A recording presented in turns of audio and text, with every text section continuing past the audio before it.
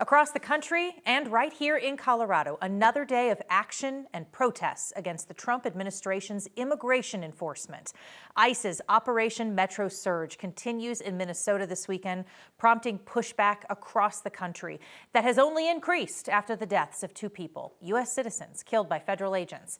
Alex Pretti and Renee both had ties to Colorado.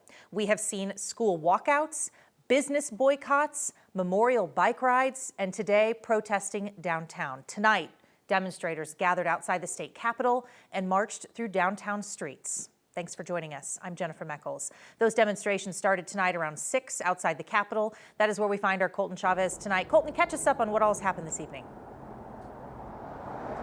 Yeah, Jenny, if you're just taking a look at what we're seeing behind me now, it looks very differently from the video and what we saw earlier today. Honestly, a very small group still gathering here outside of the Capitol. And also, within the last 10 minutes, we've seen law enforcement actually move their vehicles out of this section of Lincoln. They had it shut down since about 6 o'clock to allow protesters to be able to move freely along Lincoln Street. And the message, Jenny, as you said, continues to be congruent with that National Day of Action that we saw yesterday, and it's that ICE agents are not welcome in any of our Colorado communities. Now, I want to show you some video from what we saw earlier today around 6 o'clock. Now, this group, a very peaceful, a very calm, but a very passionate group, chanting messages against ICE and the Trump administration as they moved north from the Capitol. And they made a pretty decent sized loop. As I said, they first started heading south, but eventually reversed back around, heading north from the Capitol and going as far down as McGregor Square before turning around. Now, this demonstration comes after we saw some Denver businesses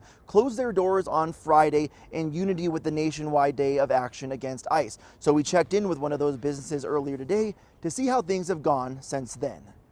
There has been a lot of support today, so a lot of customers coming in and a lot of business, and maybe a little bit less conversation about yesterday, but some customers we were able to have a heartfelt conversation to understand one another better, and it was good.